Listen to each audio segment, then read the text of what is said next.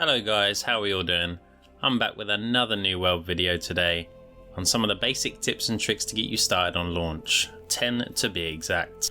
I had a friend play with me in the open beta and decided to take note of a few things they just didn't get right away, and added that to a few things that I found myself to give you a good start. I wanted to find a few things that were not in other tips and tricks guides, so hopefully you will take a few of these away with you when you jump into this crazy world called Eternum. Before we start, I just want to say a massive thank you to everyone who supported me on the last video. I just wanted to get that in nice and quick, but here we go. Number one for me, which I did in the open beta, is to make all of my tools straight away. During the closed beta I spent ages trying to find iron just to make an iron sickle to harvest herbs.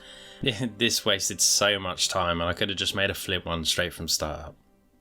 So when you're out there making your flint knife to harvest the boar, just make the rest of your tools now. They're there, ready, available, and saves you so much trouble going forward if you're in an area with no flint or no iron, etc. At least you've got that head start ready to go.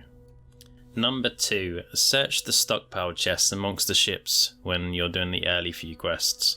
This will get you some good starter armor, some good starter weapons, and a good variety of weapons for sure. That way you won't feel like you're being pushed down a certain route, especially as you get given the sword and shield straight away, and then you can decide where you want to go. It gives you that opportunity to try out a few of the weapons early on, especially with all the early monsters to kill. You may find that you end up using a weapon that you didn't actually think you would. Number 3, those little yellow icons at the top of your compass, the ones with the numbers in, they basically guide you to the exact point your quest needs you to be at. As I said, this is purely a beginner's guide, and yes, you may already know this, or may have worked this out yourself, but it tells you how many meters you are from the exact position, rather than just going to look for a rough area. At least this way, you can work out which one is closer, make a little route. It helps you out a lot. And also remember, the pin isn't to an exact point, but it could also be above you on a different level or below you on a different level. The further you move on though, there will be culling quests where you have to cull a load of different types of animals, that kind of thing. And those generally will be a rough area pin, so they won't be in the exact point. Number 4, what classes to pick? I personally recommend a DPS and also a defensive sort of crowd control class, so that you have the best of both worlds. Pick something that you can get fast kills with, like a hatchet, great axe, that kind of thing, but also follow that up with a hammer, maybe to keep the sword and shield, maybe get a better one for defense. Even get yourself a light staff so you can heal yourself.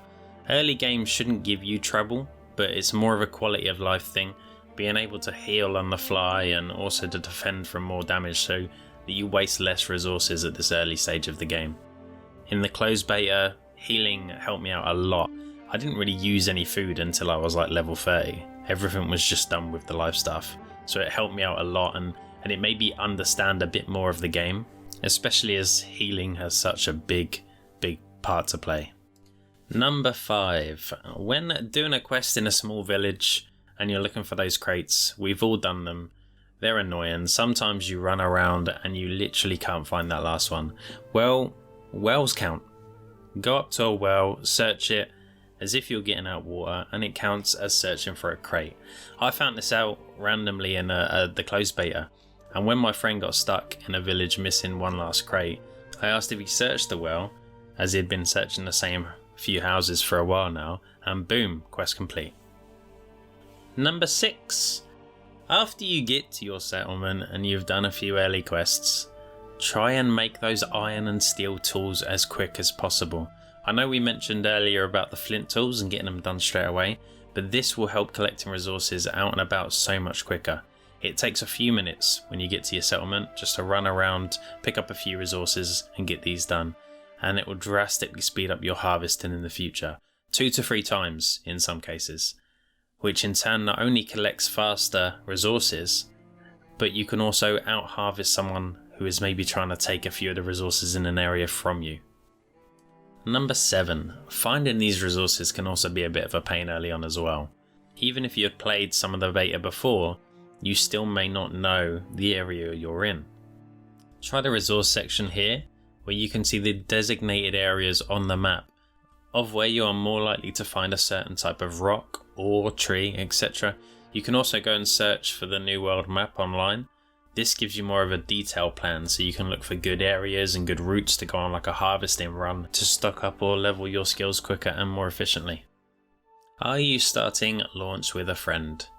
My number 8 pick is, once you've finished your early quests and you go to your settlement, get to the settlement but don't fully accept all the quests there.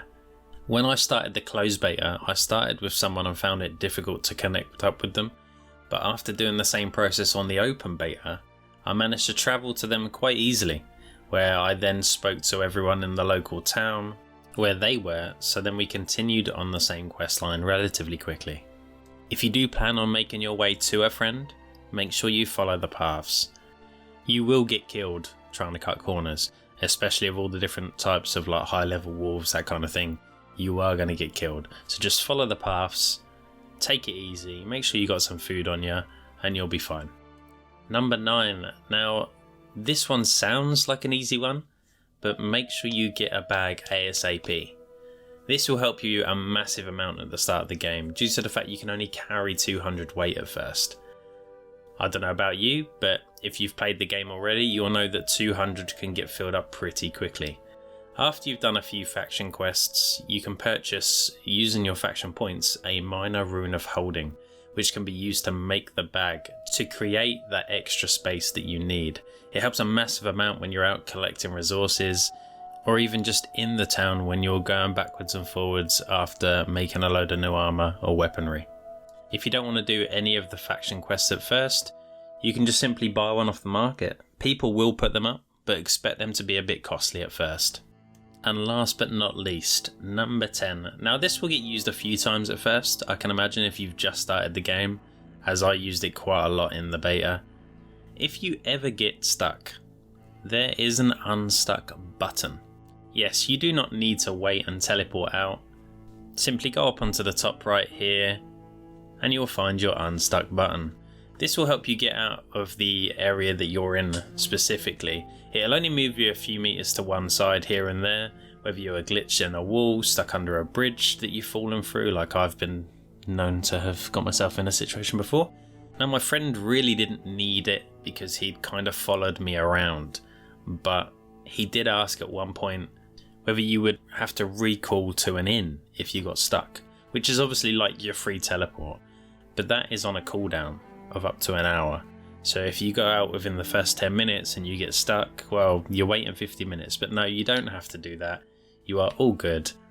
Just click the unstuck button, you'll teleport a few meters to the side and you should be good to go on your way again. Well, there we are, a quick tips and tricks video which you may or may not have learned anything from. If you have, then please click the like button. It really will help me going forward and it costs you just a second of your time.